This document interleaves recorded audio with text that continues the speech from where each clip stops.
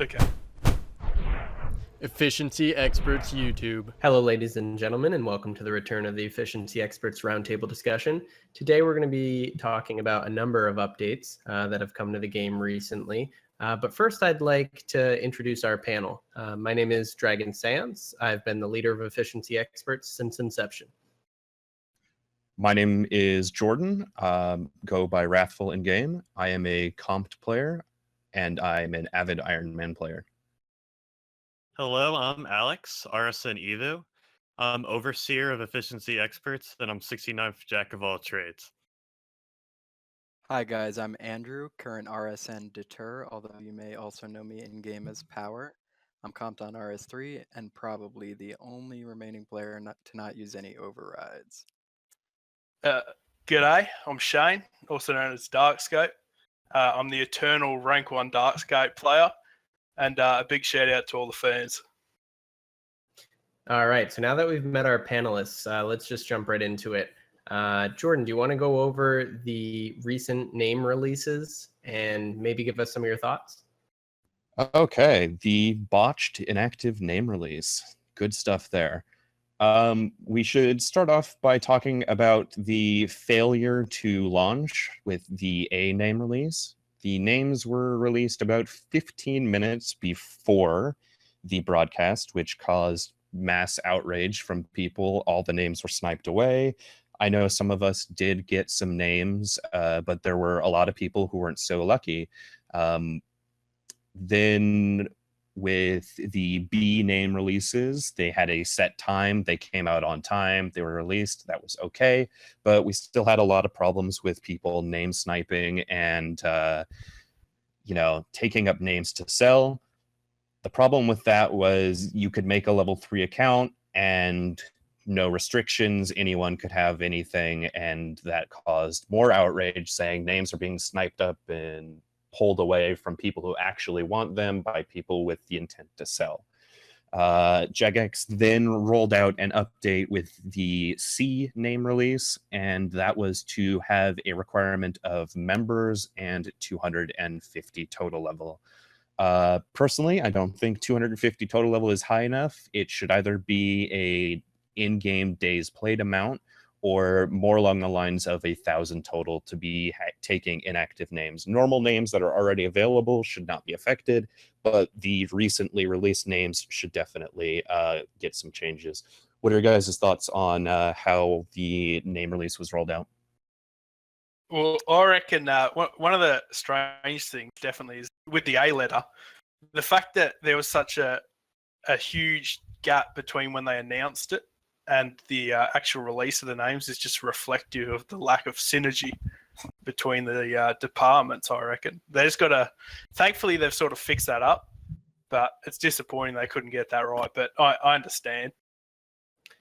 Well, it could be a measure of naivete on Jagex's part. The game is a lot different than it used to be, with people claiming these names on alts in order to make billions of GP from them, something that would have largely been unfathomable, 10 years ago. So the lack of foresight with regards to people even just transferring money to an alt account to level it to 250 as quick as possible to snipe these names that may be worth 1 billion or 2 billion GP, it has to be accounted for and prepared for. I think that Jordan made a good point when we talk about playtime would be an adequate rationale for deserving one of these inactive names.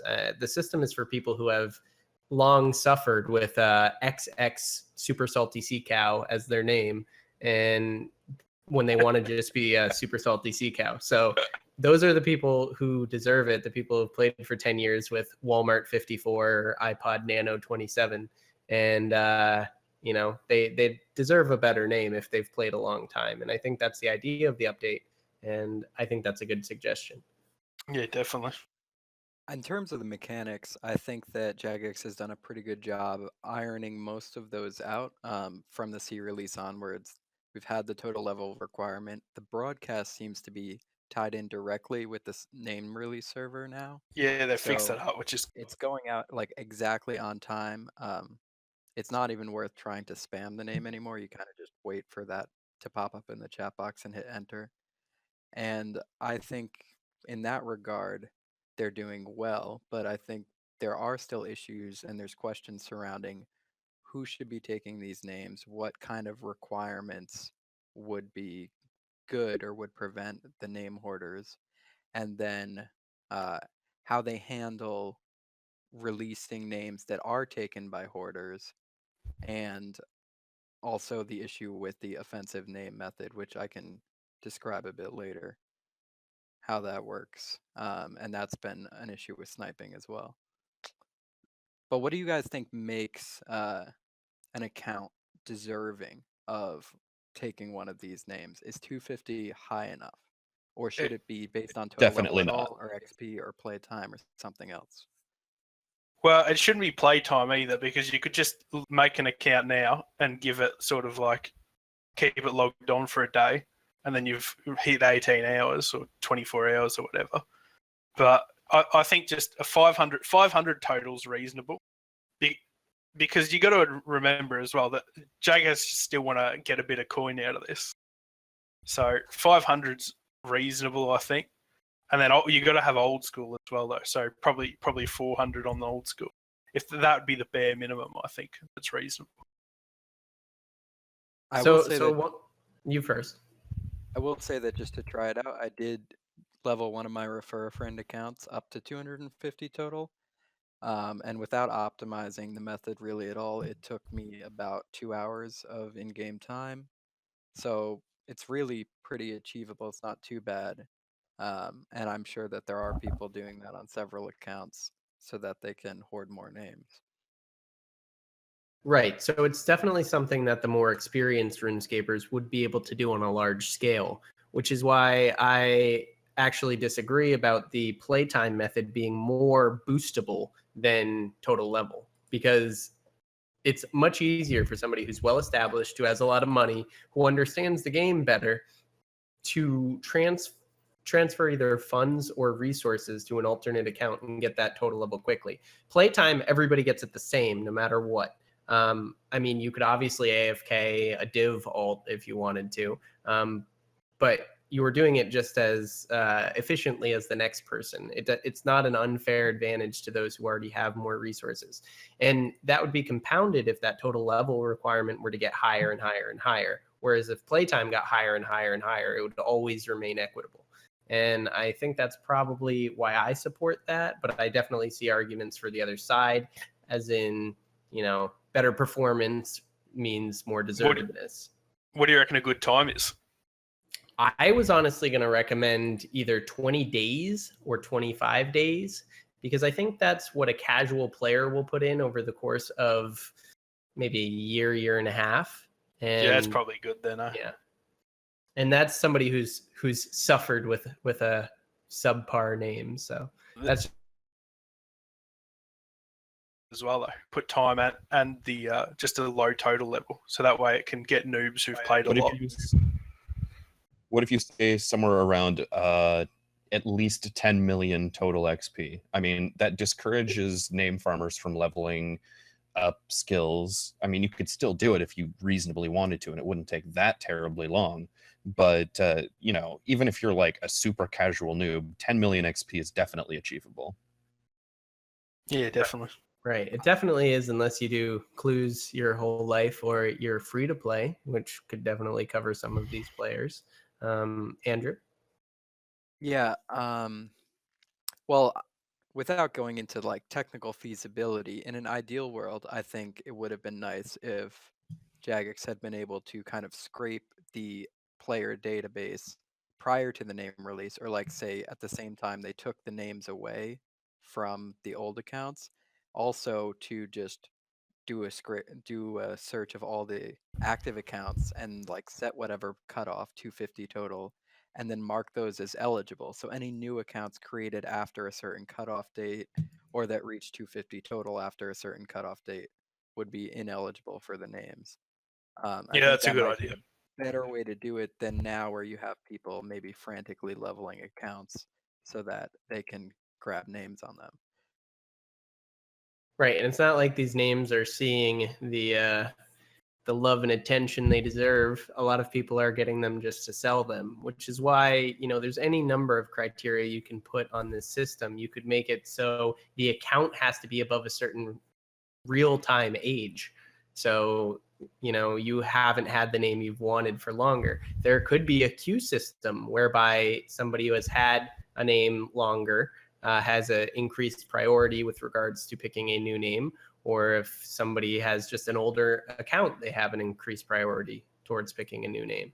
I think that's probably something that a reasonable person can say, this is a loyal player. They've been with the game for a long time. They are, as such, at least deserving of getting a name that they've either A, been looking for, or B, has been taken forever by somebody who doesn't play. But there's any number of criteria we could assign to it. Yeah, I think there's clearly a lot of different opinions on what would qualify someone to take a name. We're interested in hearing your guys' opinions, so let us know in the comments.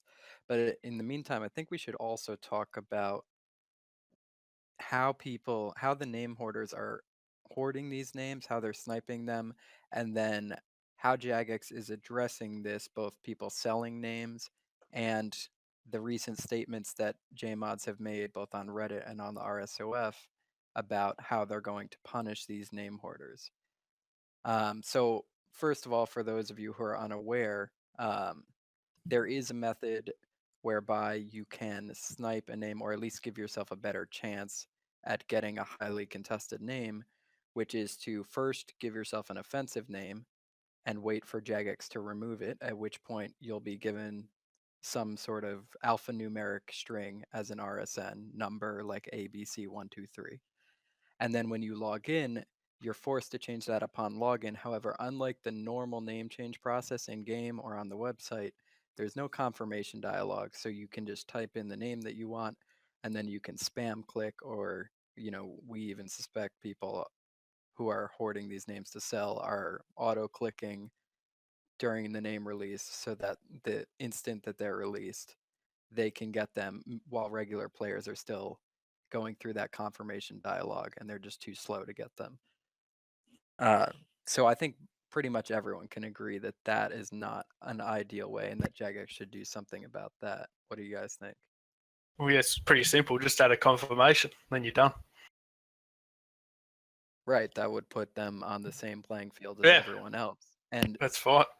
it's not great that people are creating offensive names just to get them removed to go do Right. this. That's the secondary problem, is you have an influx of people trying to make racial epithets or swear words as names, and it's definitely not helping the community. It can't be seen as a good thing for newer or older players to see.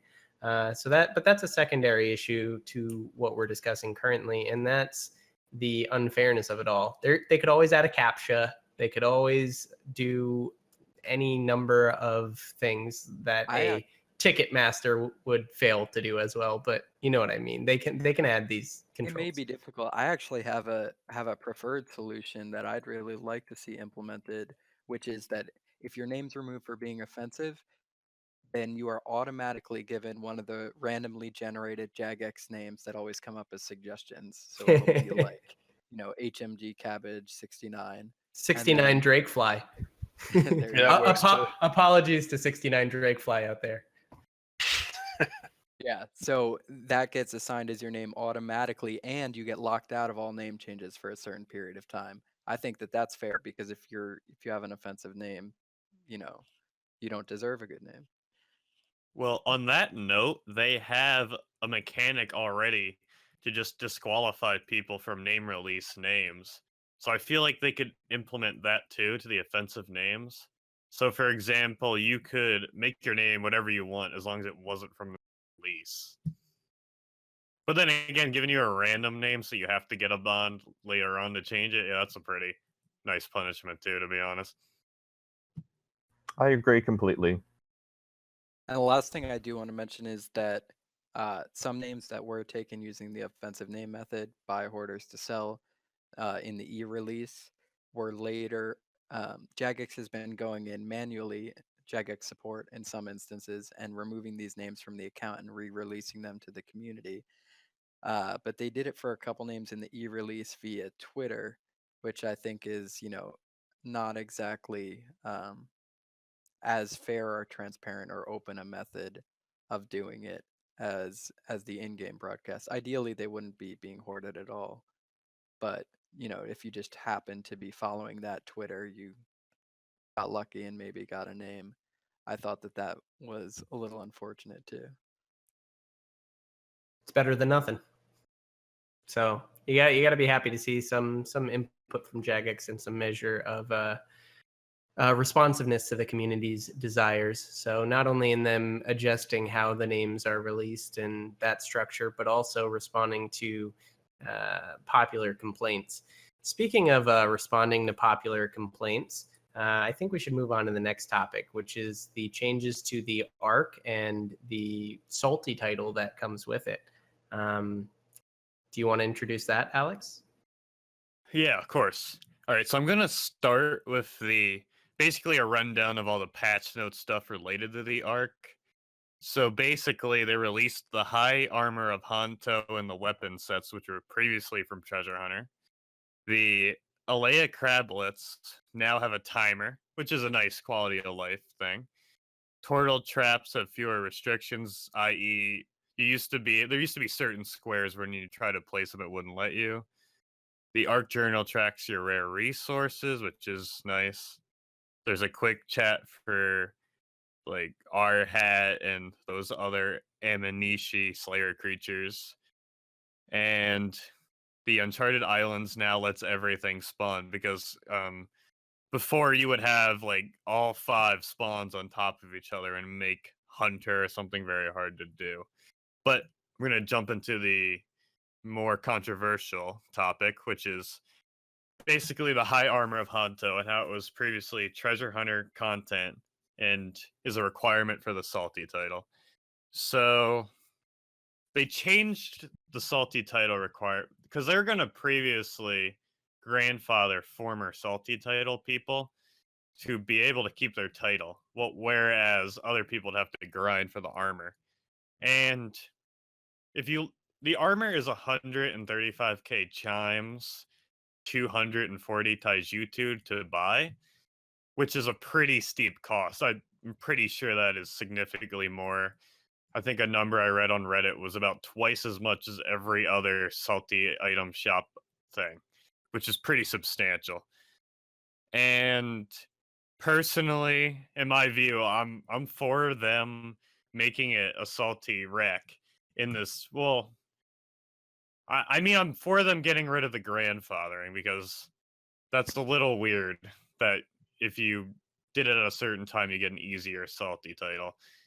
But I'd like to see your guys' points of view too, because that is very controversial. The Salty element is great. It's good that they put it on there, but it sets a very, very dangerous precedent, because I can envisage in the future they're going to have it so you can win maybe something like a Death's outfit and then later add it to the Reaper store and then make it a trim wreck. So you can have a pay-to-win trim wreck, like they've got a pay-to-win Salty title. Yeah, so my first question is, do we think this is a one-time thing, or do we think this is indicative of a future trend of Treasure Hunter promos later being released in-game as high-level It's only the content beginning. with large time lock behind it? When I first saw this, I thought it was Jagex just being like, okay, we made a mistake making this Treasure Hunter. Let's re-release it into the game. But as I've seen more people kind of complain about it, I'm starting to feel like it is a little concerning. Because, yeah, exactly what Shane said. Like, look at the PETA seasons. So what if they arbitrarily said, well, you get the PETA seasons from skilling, so it's needed for jack all trades. Like, Right. They could add it as a skilling drop, and it could be a requirement. Or I thought that a Death's outfit was actually a perfect example. So buying all permanent unlocks from Death's store, as most of you will know, is a trimmed comp cape requirement. And they could totally do a promotion about Death and then come back and release that in game for X thousands of Reaper points. So it should be concerning if it becomes a trend. But one update does not a trend make. Like, I think we have to view this as isolated and just a one-off thing where they had a maybe not successful as they envisioned treasure hunter promotion, and they wanted to make use of the assets, put them in game in some other way. And the community's been very, very vocal about their support for taking treasure hunter rewards and making them earnable in game. I don't think we can really fault Jagex in this issuance, but if it does become a trend, it would be very concerning. I think it was just because it was also a title rec, so it was a requirement to unlock the item for another element of the game. Whereas like everyone loved that the shark outfit and the divine outfit was accessible because it's not a requirement. Yeah, I think the elite skilling outfits were one of people's favorite updates. It was campaigned for heavily on Reddit, and I certainly appreciate the opportunity to earn them through gameplay, because I've never spun for any of them, and they're extremely useful. Salty is definitely a very sought-after title. I'm willing to give Jagex the benefit of the doubt on the high armor of Hanto and say it wasn't a very successful promo. It was very expensive when it was on Treasure Hunter. And I'm actually pleased by the responsiveness of Jagex to the community, because I thought we'd be having a very different discussion about how it was unfair for players to get grandfathered in to the title. And they've already moved on that to say that now all players will have to earn it, which I think is much more fair. Yeah, good choice. I'm gonna have to agree with you. I think this was just we need to use the assets that we made because they're really cool and nobody got a chance to use them. I don't think this was a malicious attempt to put pay to win items into the game that are requirements, but let's wait and see, and hopefully this doesn't become something in the future. And from a usability standpoint, it is tier 70 hybrid armor, which some players might find useful. It's augmentable, so you can use it at DKs or Calfight Queen or wherever you don't feel like switching. Oh yeah, and I want to briefly address that note where like the top and the legs are augmentable hybrid, where the only other alternative is Slisky. But if you just wanted those two pieces for the functionality of it being augmentable, you're only paying 35,000 chimes and 55 taijutsu if you ignore everything else. So, I mean, that's decently accessible in my opinion, and has a nice use to it if you just disregard all the other cosmetic stuff in the salty title rec. Yeah, in terms of just a time requirement, you said 135k chimes. That takes about 65 hours at the 2,000 chime per hour rate if you're making shark soups. And then you've got to add on maybe a handful more hours to farm taijutsu if you don't have enough of it. So overall, this does add a considerable requirement to Salty, but it's a grind title, and I think the player base will be willing to put up with that. Does anyone have it yet? Out of you guys, I mean. No. Not quite. I bought all the armor pieces, but I don't have the taijutsu for all the weapons yet. I think I'll probably just get it through the daily free map and eventually get it by doing my contracts.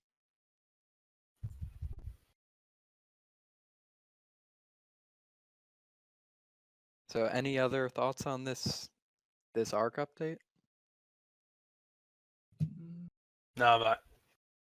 No, I think it's definitely a plus to Jagex for having looked at the very vocal response and having been responsive. I think somebody said that they changed or updated the community on the Salty Rec change in under a day. So I think overall that's what we have to draw from this, is that Jagex is paying attention.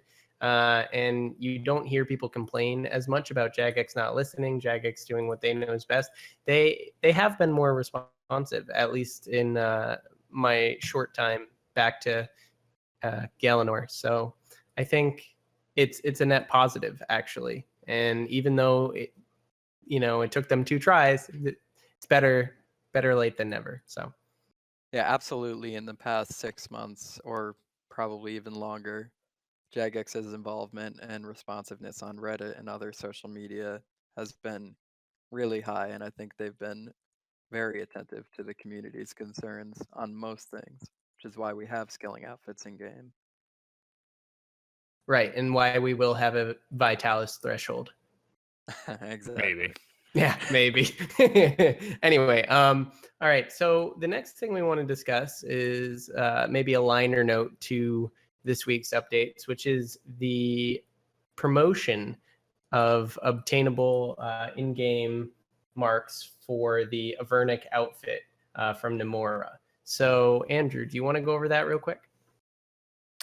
Yeah, so as you guys have probably noticed, this is the 4th time that we've had a kind of similar themed or similar in mechanic promo. So the first of these promos was Birth by Fire back in November. That was the one where the Lumbridge bonfire also gave a 10% XP boost for fire making. So some of us enjoyed camping there for Bernie. Then that was followed by Deathbeard's Demise in January, the Valentine's Day promo in February, and now we have Agents of Fury this month. So pretty much all of these promos work the same way, which is that as you're skilling, every few minutes you'll gain some fragments or scraps or some event currency, and you gain it like 25 at a time over a period of 2.5 hours during regular skilling, up into a daily limit of 1,000. And then also each event has had like some highlighted skills where if you train those skills, it's about 20% faster. So it only takes 2 hours per day to cap. And in order to unlock all event rewards, you'll need to spend 10,000 of the currency while the event lasts for 14 days. So you only need to cap on 10 of the 14 days. There's a little flexibility, and you don't need to spin at all to gain all of the rewards, which I think is the biggest highlight, the best part of these promos. I think it's why they're popular and successful and why Jagex keeps rerunning them. If you do want to spin, you can buy event extenders through Rune Coins. Sorry, not spin, but it is pay to win. And then you can complete the event a bit faster. But the rewards are typically some cosmetics and then bonus experience through opening event mystery boxes. So we have small event mystery boxes give 4 items, large event mystery boxes give 5. I believe the small event mystery boxes are better for XP per reward per event currency. But if you guys have data on that, please link it for me in the comments because I haven't seen any good data and I'd like to get confirmation on that. What do you guys think of these promos? Do we like them? They keep coming back, so it looks like we'll be having them for quite a while. I personally don't mind them at all. I think they're welcoming events. They give you a little something to do on the side. You have a choice of gaining extra XP or extending to make it so you get even more XP, or you can just earn the outfits and play, as little as you want. But mind you, it is still going to take over 20 hours of gameplay over the course of the 2-week period to unlock the full outfit. There's one huge thing that I'm very happy about. There is no more flashing icon every single time to let you know that this event is active, because the past 3 have been very annoying with the little flashing treasure hunter icon. Yeah, they can also be tricky with the chat messages because the bright green ones used to make me think that I had gotten a pet drop, and that was pretty frustrating. They had filtered that this time though, so Yes, it is does. on. You do not see anything change there. It's Yeah, just it does going get to. filtered now, so that's good. So The amount I think what they want to do with the previous flashing icons, and in this case, if you go to your your status bar, your hotbar, and you see a symbol for the event, the idea is that for a new player or maybe a casual player, when they get in, that they have some understanding of what's going on. So I don't think that that's necessarily too big a problem, and we want to have players understand what's going on and maybe get more involved. And these types of things definitely help people get more immersed in the game and playing on a more regular basis, which is what makes people join clans, which is what makes people, loyal gamers. So I think that's largely a non-issue, but I am glad, as you said, that they removed the flashing icon every time you log in. What do you think about for newer players in this sense? You know how sometimes occasionally when you log in, you'll get a special promo, buy, a bond right now and exchange it for 1 extra key per 28 days. That happened last week. You get it for the whole month. What are you okay with a pop-up similar to that for newer players to, say, introduce the newer content for these events like they've done previously with World Event 1 and 2 with the Zamorak and Saradomin battle and the Bandos and Armadillo battle? When you logged in, it gave you a brief overview. I have no problem with it personally. I think the more informed players are, the better they can appreciate and comment on Jagex's updates. This is one of, if not the most regularly updated MMOs in existence. So the amount of change is such that players need to be well informed, whether or not that is a microtransaction centered event or not. We need to make sure players understand the nuances of the game, and whether they're new or not, a better informed player can better shape the game's future. So I have no problem with it personally. The amount of bloody people that don't read the front page is staggering as well. It's absolutely staggering. You end up. So I think it is a good idea. I'm surprised they haven't done it more so with almost every update. Just like a quick little launch page advertisement, just a quick dot points thing. It's always good, except for when you get the pay to win ones. They're infuriating. So is everybody fine with after every single game update, when you log in, it tells you the update and you just X out of it? And obviously you'd be unable to be attacked during that time, or monsters won't attack you, etc. If you DC, you won't die.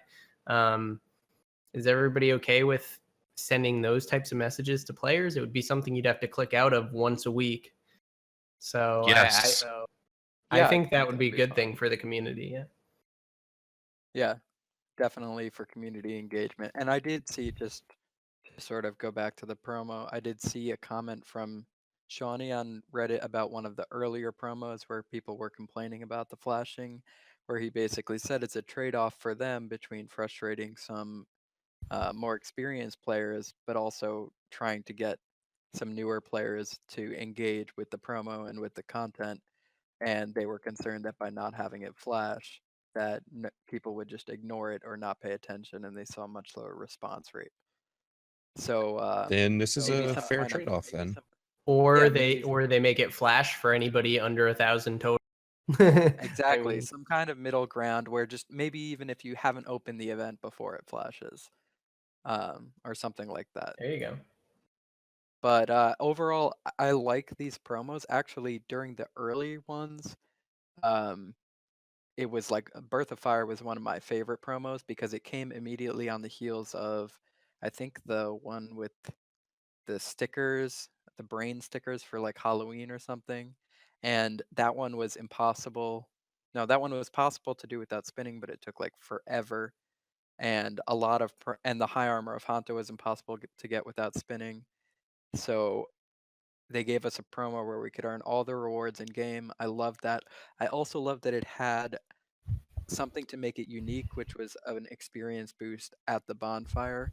I think that these later iterations of the promo, they varied slightly. The Valentine's one was actually 2 parts. Only the second part had the fabric scraps, and the first part had the whole thing in the Lumbridge crater with where you mined and earned devotion.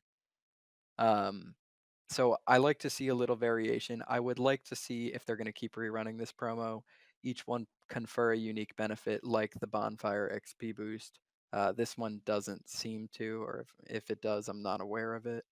And I do think now that we've had it 3 months in a row and it lasts for 2 weeks each time, it is getting a bit tired. Maybe once every other month would be often enough.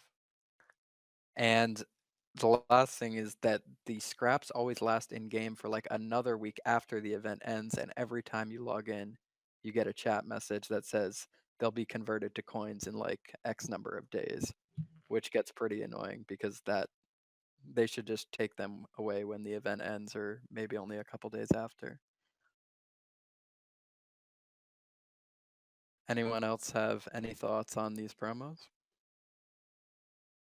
Well, when Jordan brought up the pop-up thing, like that whole you can buy 28 more daily keys for one bond, it made me think, I don't know if you guys have all had this, but I've had a pop-up where it's like, buy 75 keys and get another 75 free. Or I had another one that was like, buy 200 keys and get 200 free. And I'm like, I don't know. I understand why they would do that because of how hard it guilts you, but I do think that's a little questionable. I'm not gonna lie, for the 75 key one, I did it though because it was Prismania. That's how they get you. That's how they get you. Yeah, they got me, but Yeah. they didn't get me for the 200 one. Oh, okay. Have you guys experienced that too? Every second week I get one of them. I think all things the like that time. are largely fine though, because as long as they give you the ability to opt out, the game's a business. As long as you don't have to participate if you don't want to, it's not really a big deal. So I totally support their ability to introduce promotions, whether it's game content or MTX, as long as you can opt out, as long as you can say, don't show this message again, or, something similar. So I think we've covered this promotion and basically its impact and maybe the trend that it represents. As we've said, this is like the fourth in the last 3 months. One thing that I wanted to go over, and I'm sure it's one of the more impactful updates brought to the game this week, is the new Runespan store. So basically, your points gained by getting rank 1 esteem or whatever rank you've attained in Runespan are now usable in order to buy rewards. Now, if you did 200 million XP at Runespan, you might have 1.5 million points that up until now were completely worthless. You can only get so many massive pouches. You're probably not going to do that much rune crafting for money in RS3, although it has been very good money at some points in the past. So this new store, it offers a couple of things. First and foremost, it offers you the ability to get the Master Rune Crafter outfit, previously and still obtainable from the Great Orb project, which might be the next casualty in the mini game world, but we'll discuss that in a moment. Additionally, you can buy a portal redirection for a one-time cost of 1k Runespan points that allows you to enter directly into the high level of Runespan, saving you a couple minutes every trip. Now, the major things we want to look at here are the Rune Sphere Teleport, which costs 2,000 Runespan points, and the Yellow Wizard Teleport, which costs 1,000 Runespan points. Now, the Rune Sphere Teleport can definitely be worthwhile for players who aren't aware of CCs, like efficiency experts, that call out the location of the Rune Sphere when it spawns. And the Yellow Wizard Teleport, depending on your Elite Skilling Outfit collection, is very valuable in order to quickly get to the Yellow Wizard and not risk it teleporting the second you jump to that island. Additionally, the Unstable Essence that is purchasable in groups of 200 for 500 Runespan points is a very good way at attempting to get the rune crafting pet Rue. It is AFKable. It is an AFKable activity that you do by using stackable Unstable Essence on any altar, preferably blood, and giving you the XP for crafting that rune in groups of 60. So it's about a minute per iteration, and it's definitely something valuable for people who want to get experience. It's about 630k per hour without boosts. However, if you're in it for a greater amount of XP, it is not the most valuable buy. The Yellow Wizard teleports are more experience per currency, but it is definitely something you can do on a bonus XP weekend. How do you guys feel about the Runespan store? Do you think they did a good job? Do you think this stuff's going to be useful? Yes. I As- just Glad we got that out of the way. yes. I just No, like it was a surprise update. Did anyone see this coming? Was it announced No. anywhere? Don't think so. No, I didn't. There is one thing I'd like to mention though. I did think that the Master Rune Crafting outfit was far too cheap. Only 4,000 Runespan points per piece. I was more expecting it to be something along the lines of 20 to 50,000 a piece. It just seems kind of undervalued in my opinion. Well, yeah, in the past, went through Great Orb Project. It was like 5 hours per piece, wasn't it? Yes, it was about 20 hours total. So Yeah. So the thing is, so it's like now 2 hours per piece. If you get 2,000 points an hour, you probably get a little less, so 2 and a bit hours. So it sort of halved the time, but then also made it you get XP during that time because you don't normally get the Great Orb Project. So it's still another 8 or 10 hours. So it's not uncomparable to other skilling outfits in game. It's about the same time. In terms of pure Runespan points, but I'd argue that time spent at Runespan is nearly lossless. Yeah, because you get XP as well. Yeah, and just to give you a comparison to something else in the store, so the Runesphere teleport costs 2,000 points, or is it 1,000? I think it's 2,000. it's 2,000. Yep. Right, so 2,000. You can buy 2 Runesphere teleports, which might save you all of 2 minutes, or you can buy 1 Master Rune crafting outfit piece, which saves you 5 hours of Great Orb Project, which is maybe lossless on Spotlight if you're going for trim, but otherwise you're looking at, you can get a maximum of 3,000 Rune Crafting Guild tokens per hour. Each piece costs 15,000 tokens. So that's a minimum 5 hours spent, and that's if you win every game, which probably means you're boosting.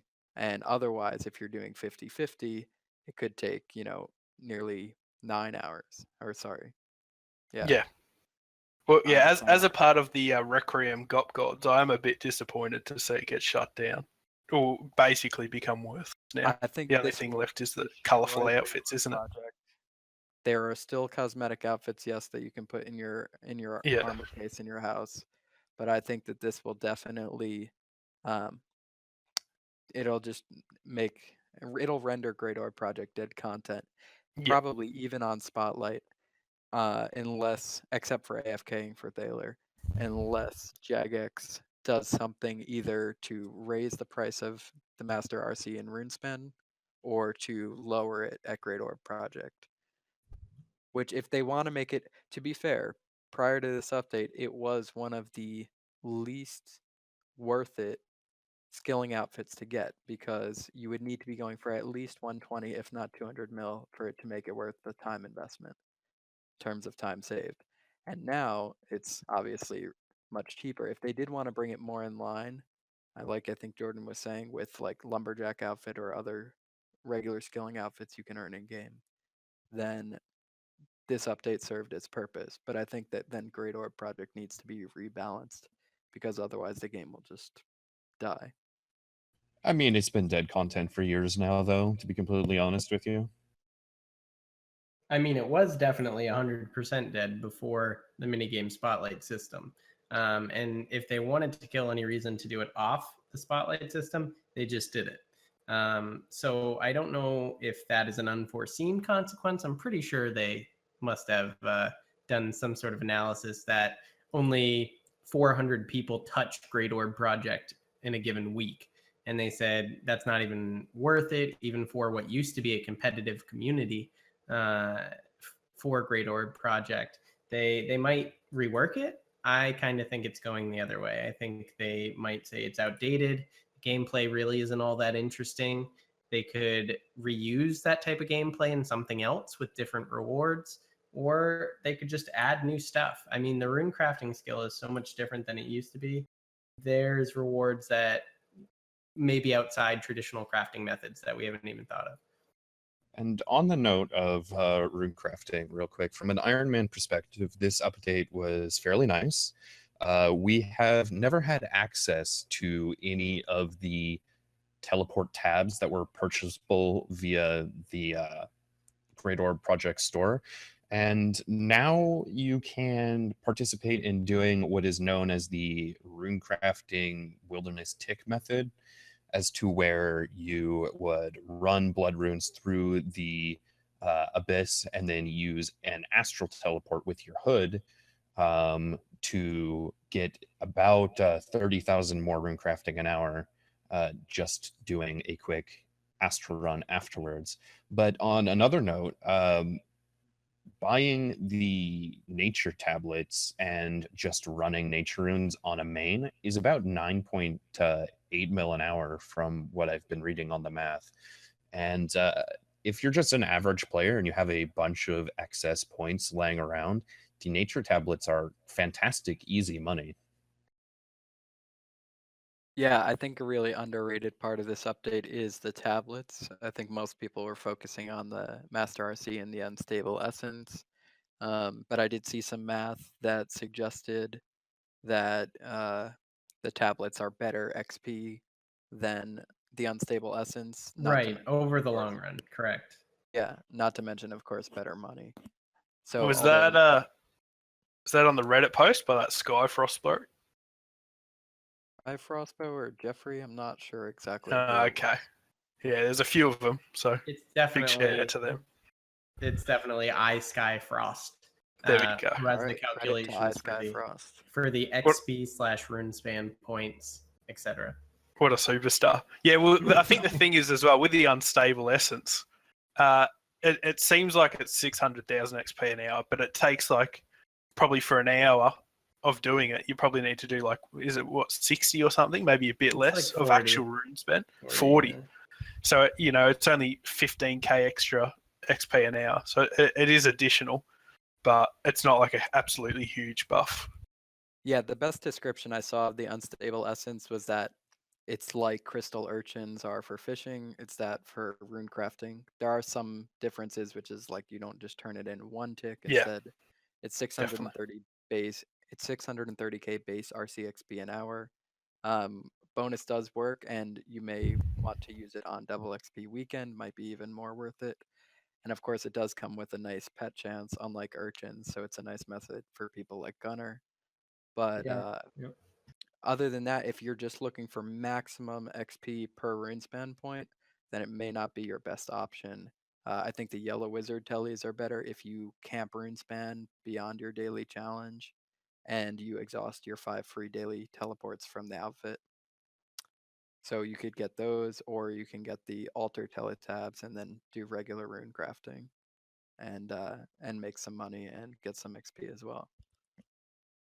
Yep. So Dark, just a quick FYI, I did check. It's about 80 hours per hour of Really? Unstable Essence crafting. Yeah. So the input is really, really severe. So if you don't enjoy the rune span, you're probably not going to end up doing much Unstable Essence.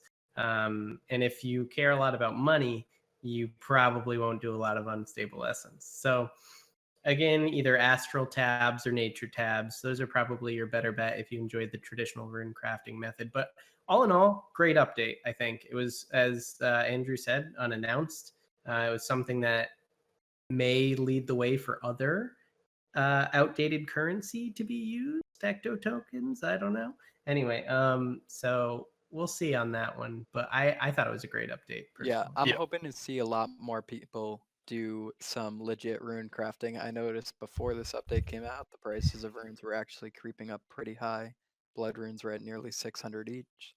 So hopefully with more people out there rune crafting using those tabs, we'll see those start to come down a bit too. Right, definitely. So the last thing we want to talk about today is the patch notes. So Shane, do you want to go over maybe some of the patch notes we saw, maybe some bugs that were fixed or not, or they thought they fixed them, but they didn't? Just lead us through that. Well, yeah, hopefully I don't get DDoS because of my opinion, but let's get into it. So the PvP skull bug was fixed. It's actually no longer possible to receive a skull in the wilderness by trying to attack your own familiar. Now, obviously, this is a good thing because it's an unfair skull. A lot of people say, don't bring your gear into the wilderness that you don't want to lose, but you're not supposed to lose it in that situation. It's a bit sort of like disingenuous, isn't it? Definitely. Definitely. Thanks for that. Yeah, I'm glad they're fixing it. Obviously, every time there's more skull glitches, more people are just going to keep abusing it, and they'll probably always find more, but they've just got to keep on top of it. And any sort of skull glitch is just totally unfair. I think 95% of people agree with that anyway. I don't think there's a rational argument for disagreeing with that statement. Yeah. All right. What other patch notes do we have? Well, the other one was the fix to equilibrium perk, which is so now you can now correctly land a critical strike with Onslaught, Tusker's Wrath, and Shadow Tendrils using the equilibrium perk. Now, as I think we spoke about it earlier, but you can actually, it only works if you're actually potted up. Otherwise, the perk doesn't work, right? That's my understanding based on a Reddit post asking why it was claimed to be fixed and it wasn't. And then I believe Mod Shawnee said, "Why don't you try it potted up?" Winky face. And yeah, so apparently it does work currently, but for whatever nuanced Java coding reason, you have to have a potion active. So yeah, that's just unusual. You'd reckon they could fix that up, but I guess it's probably not going to be a high priority. I think most of the people worried about their crits with those abilities are going to be using potions the majority of the time. That doesn't necessarily excuse the fact that they don't work as intended, and I think Jagex should make sure that it works in all circumstances. Knowing me saying it's okay, I'll end up being in the wilderness and trying to crit and end up dying and losing bank because of I don't. But I think the times where that would happen are few and far between, but Jagex should do their best to remedy all the bugs currently in the game. So have any of you actually been a victim of the skull trick bug? No, but no, I'm allergic to the wilderness, so this bug in particular or in general? In general. I have not been skull tricked, but this bug particularly, I reported to Jagex about 3.5 months ago. I was doing prayer training in the wilderness at the Chaos Altar on my Iron Man, and I was using a War Tortoise, and I was trying to bank, and over the wall, I clicked on my Tortoise by mistake, and I got skulled. I didn't know what happened. I was like, what the hell? How'd I get skulled? I replicated it, noticed it was a bug, reported it to Jagex, and it didn't get fixed for over 3 months. I even made a Reddit post about it, and I got a response from, I want to say it was Mod Balance or Mod Pi, and they said that the Jagex team doesn't specifically look at the updates themselves. Someone from the QA department should have read into it, and it was taken note. And now we have it now, but this is something that's been around for a long time. It was actually on Darkscape as well. That was a serious issue, and they only user of the bug, Shane. That specific one. Yeah. No, not that one. Others though. Loosely. We weren't causing people. You mean on Darkscape, right? Yeah. No. There was no intentionally sculling other people because that's just a say. But there were times people would skull inside of mini games, and we'd be walking past and see them sculled, I think, and sometimes they'd lose items. Sometimes they would, but really I have. For them. I just assumed they were PKing people as well, so I have no idea what was happening there. Alex has some experience losing some items in the wilderness as well. Yeah, I was about to bring that up. I think I've personally been skull tricked doing Slayer in the Wilderness maybe like 5 or 6 times. Yeah. Well, okay, the first time I lost my Slayer helmet. I don't know. The skull glitch I used was really complicated. I had this big team and used intercepts or something. And I don't know. It may not even be fixed now. Well, Yeah, maybe I shouldn't say too much of it, but I lost my Slayer helmet because apparently the Amulet of Zealots protects over the Slayer helmet, so that's a neat thing to know. And then all the other times, I finally got my gear down right where I'm only one iteming the Nox safe and have a Fury Shark, so I was fine every time the skull tricked me. So yeah. Did you get smited out, or did you bloody cop a mace to the face? They had mace teams, but if I realized I wasn't gonna make it out, I just stopped eating and spam restores, and that was usually good enough. I'd die with maybe 300 prayer points. Yeah. I shouldn't say that will make you safe 100% of the time, because that's probably gonna bait you into some easy thinking. But yeah, I was personally fine. Never bring items into the wilderness that you're not willing to risk. Yeah. Yep. But I was willing to risk my Nox safe. Well, there we go, risk taker. Yeah. I think we got the real lesson here. Is that there can always be a skull trick that you don't know of until it's too late. So just be aware. Shane, did you have a Reddit post? Yeah, we do have a Your Reddit suggestion post of of the the week. Now, this is by a bloke called Switchin, and Switchin has suggested a Platinum GE to combat the over max cash item. So essentially, you'll be able to buy an item that's like worth 10 times the amount of GP, basically like buying items with Spirit Shard. So it's basically just a Spirit Shard Grand Exchange. That way, rather than having merchants who spend all day ripping off people and using FCs to false calls, you'll just be able to buy an item on the Grand Exchange over max cash. What do you reckon? I reckon it's fantastic. I think it should have happened a long time ago, and it took 07 less than like 15 months to get that, and we still don't have it. So I think we need it. I think this benefits everyone except for a small group of players in the merch FCs. It also eliminates a few common scams. We saw a DAC Cami Tab scam pop up again this week. It's not funny.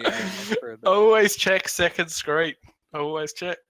But yeah, there would be no need for players to sell party hats in 1-to-1 trades. You just pop them in the GE.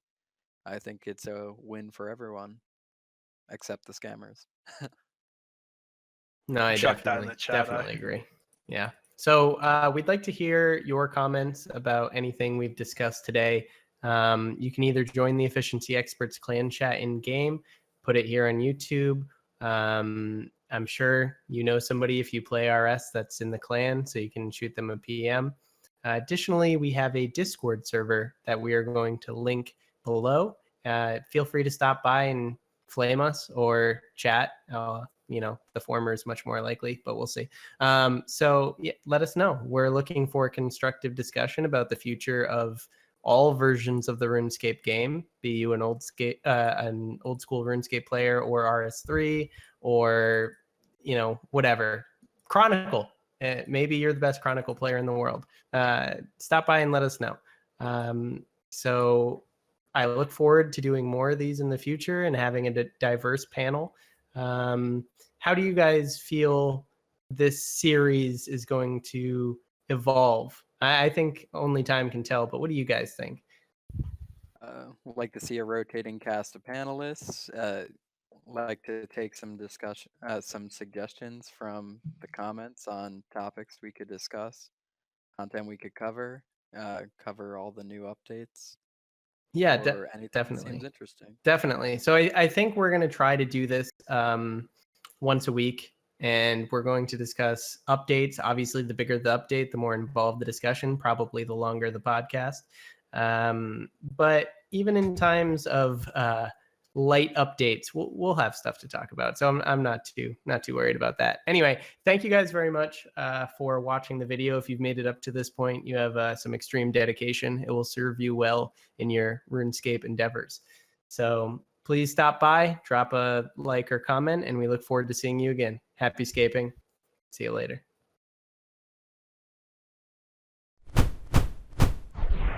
Efficiency Experts YouTube. We just want to achieve.